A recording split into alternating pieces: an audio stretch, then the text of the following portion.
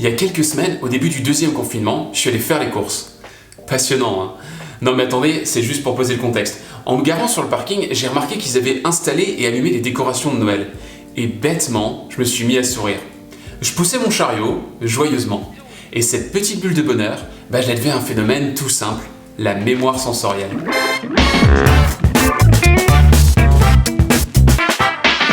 En fait, on n'a pas une mémoire, mais 5 types qui eux-mêmes se redivisent ensuite. On a d'abord une mémoire de court terme, une sorte de mémoire tampon. On l'appelle parfois mémoire de travail, et rappelez-vous, on en a déjà parlé plusieurs fois. C'est cette mémoire qu'on utilise pour se rappeler d'un numéro de téléphone au moment de le composer. Et elle se vide au fur et à mesure, ce qui mène à l'effet de récence. On a ensuite la mémoire sémantique, une mémoire qui retient les faits, les mots, les concepts théoriques. C'est un peu notre bibliothèque interne. C'est elle qui sait que si je fais un signe de la main, ça veut dire bonjour, et c'est encore elle qui associe tous les mots que je suis en train de prononcer pour que ça ait du sens. Bref, c'est la plus rationnelle de toutes nos mémoires. Troisième type, la mémoire procédurale. Celle-là, elle est grandement inconsciente et elle est à très long terme. C'est elle qui sait comment est-ce qu'on marche ou comment est-ce qu'on respire. Et c'est encore elle qui enregistre nos habitudes et les reproduit. Et en dehors des maladies dégénératives comme Alzheimer, elle est quasi indestructible. Maintenant, on va s'approcher du phénomène qui nous intéresse, avec la mémoire épisodique. Pour simplifier, c'est la mémoire de notre cerveau, vautré dans son canapé, qui regarde le film de ce qui nous arrive tous les jours en grignotant du popcorn. Vous vous rappelez de la batte de Negan ou de la fin de Friends? Lui, il se rappelle de la fois où vous avez embrassé Justine Dupont sur le port de Cancale, ou de la première fois que vous avez pris votre fille dans vos bras. Mais attendez, on va y revenir dans une minute. Vous devriez déjà commencer par organiser le merdier que vous avez là-dedans. Avant ça, on va voir le 5e type, la mémoire sensorielle. Chacun de nos sens est capable d'une forme de cette mémoire. Quand je vois Jean-Jacques, ma mémoire visuelle sait que c'est Jean-Jacques. Quand ma fille me dit « papa » au milieu de 15 autres enfants, ma mémoire auditive la reconnaît. Et ainsi de suite pour le goût, le toucher et l'odorat. Si vous ajoutez à cela le bruit et l'odeur, eh bien, le travailleur français sur le palier devient fou. La mémoire sensorielle, c'est un phénomène à géométrie variable. Suivant le sens que vous développez le plus, la mémoire associée va elle aussi être plus ou moins puissante. Par exemple, ceux qui s'appuient beaucoup sur la vue pourront prononcer cette phrase très cinématographique « Je n'oublie jamais un visage ». Moi par contre, ce serait plutôt le son. Si ma fille chantonne un truc, je vais l'avoir en tête pendant 2 jours.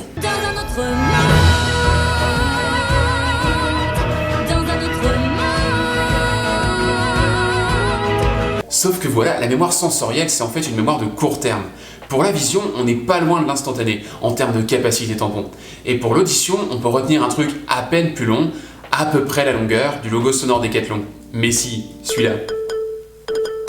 Alors comment est-ce que c'est possible? Comment est-ce qu'on peut retenir à long terme un visage si en fait notre mémoire sensorielle l'oublie en un rien de temps? Pour comprendre ce paradoxe, il faut qu'on se penche sur un de nos sens à la puissance insoupçonnée, l'odorat. C'est l'histoire d'un écrivain qui mange une madeleine en buvant du thé. Et la première bouchée de sa madeleine a un goût incroyable, extraordinaire, divin. Ensuite, ça s'évapore. Les bouchées suivantes, c'est juste une madeleine et de l'eau chaude aromatisée. Vous la connaissez sans doute, cette histoire. C'est celle de la madeleine de Proust. Proust la raconte délicieusement dans Du côté de chez Swann. J'irai bien refaire un tour du côté de chez Swann. Il raconte comment, en fait, cette madeleine, elle l'a transportée dans son enfance. Quand sa tante Léonie lui en tendait un morceau le dimanche quand il rentrait de la messe. Cette madeleine, elle l'a ramenée à Combray, des décennies en arrière. Et surtout, cette madeleine, elle lui a rappelé des émotions et des souvenirs de personnes qui sont probablement disparues depuis des années. Je parle d'odorat parce qu'en fait, notre goût est grandement dicté par l'odorat. Le goût tout seul, il détecte juste si quelque chose est salé, sucré, acide, amer ou umami. Si vraiment, ça existe, mais je vais pas partir sur une tangente. Ce qui fait toute la saveur de la saveur, en fait, c'est toutes les nuances subtiles que rajoute l'odorat.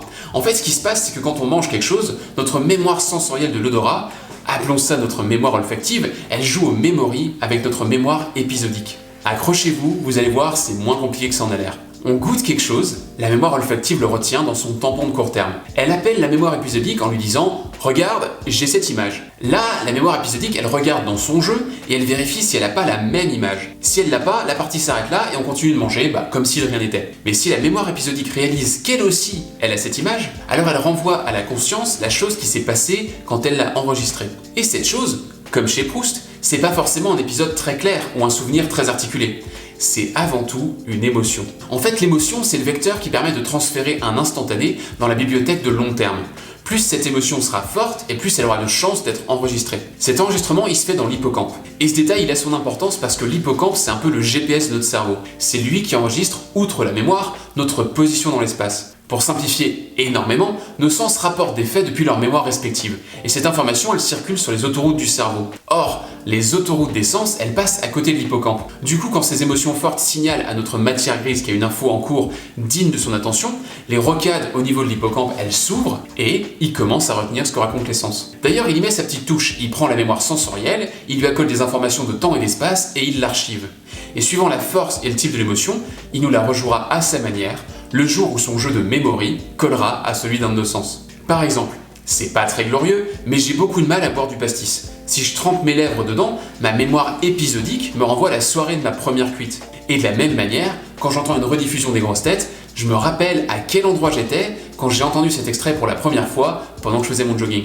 Et à chaque fois que je passe devant le presbytère de la collégiale Saint-Martin à Colmar, je me rappelle que c'est là qu'avec mon pote Jérôme, on ramenait les clés de l'orgue quand le sacristain nous a dit d'entrer pour venir voir les tours jumelles en feu le 11 septembre 2001.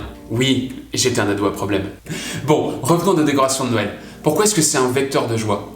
Eh bien tout simplement parce que de tous les moments de l'année, c'est sans doute celui où on a la plus forte probabilité de rencontrer des émotions fortes. Qui dit fête dit souvent famille, cadeaux et Père Noël quand on est petit, et des souvenirs avec des générations qui sont peut-être plus là aujourd'hui. Du coup, la chance est forte pour qu'un élément de mémoire sensorielle vienne rencontrer son double dans la mémoire épisodique. Et c'est comme ça qu'on vit des petits bonheurs simples au détour d'une allée de supermarché. D'ailleurs, ces éléments ne travaillent pas en isolation. Si on combine une décoration de Noël avec une odeur de vin chaud et une chanson sortie tout droit d'une des multiples comédies romantiques de Noël, eh ben on multiplie les chances de gagner au memory.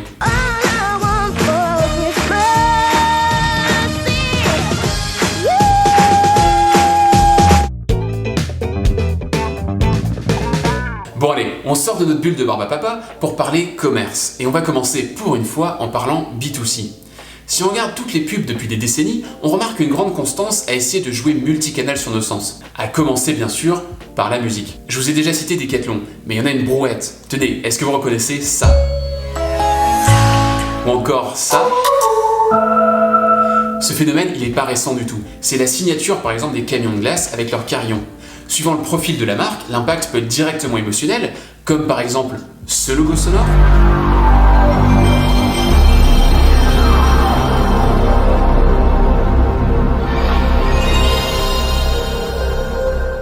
Si vous ne le reconnaissez pas, vous êtes trop jeune. Ou alors, en jouant sur la répétition, une marque peut arriver à l'ancrer en vous via la mémoire de travail, voire la mémoire procédurale s'ils arrivent à vous le faire chanter ou siffloter. Par exemple, ça. Carglass répare, Carglass remplace. Parfois, la musique peut être une incitation indirecte. On vous diffuse de la musique bavaroise au rayon boisson et vous allez vous mettre à acheter de la bière et du vin allemand. Pour peu qu'on remplace cette musique par un peu de musette, et vous allez plutôt partir sur du Beaujolais. J'invente rien, il y a des études qui ont montré tout ça. Dans le même ordre d'idée, vous avez aussi les boulangeries qui diffusent une odeur de pain frais autour de leur échoppe, ou encore la vendeuse qui vous fait toucher le tapis ou la jupe que vous envisagez. Dans le commerce B2B, l'utilisation la plus directe de la mémoire sensorielle, elle se trouve dans les présentations. Plutôt qu'un PowerPoint chiant et bardé de texte, on peut aller vers des images. Et par pitié, pas les bonhommes clipards vus et revus ou les businessmen en costume qui se serrent des mains. Plutôt sur de l'émotionnel, en associant les points clés de la présentation à des visuels forts. On peut aussi montrer de la vidéo, un son d'une référence client, et rien n'interdit, hors période Covid, d'apporter les croissants et leur odeur caractéristique. L'idée pour être mémorable, c'est de jouer sur le plus de canaux possible. Si c'est bien fait, on va toujours en trouver un qui soit vecteur d'émotion. Alors est-ce que tout ce qu'on vient de voir relève complètement du biais cognitif ? Bah ça se discute, surtout parce que la Madeleine de Proust, elle est plus connue que les expériences de von Restorff ou de Zeigarnik. Il faut que je vous en parle, rappelez-le-moi.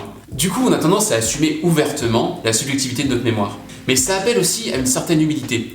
On fait encore qu'effleurer la surface du fonctionnement de notre cerveau. Ce que je vous racontais sur l'hippocampe, c'est des avancées récentes de la science. Et autant on a pu démontrer que le lien fonctionne effectivement comme ça pour l'audition, autant pour les autres sens, c'est encore des hypothèses.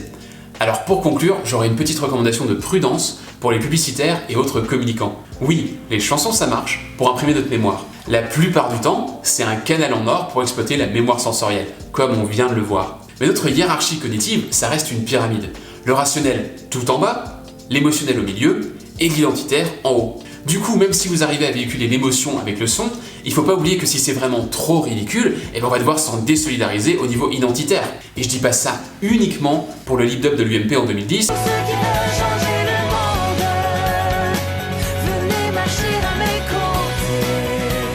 Ou son cousin éloigné de Decathlon Saint-Dié. Et c'est pourtant ça, les cadeaux ça va, on peut pas toujours taper sur les mêmes. Je vais vous en proposer un qui est un peu plus sur le fil. En 2012, Cop a créé un groupe, les Sons of Nature, et une chanson, I Love Bio Bio, et si vous l'avez jamais entendu, c'est que vous n'êtes pas suisse.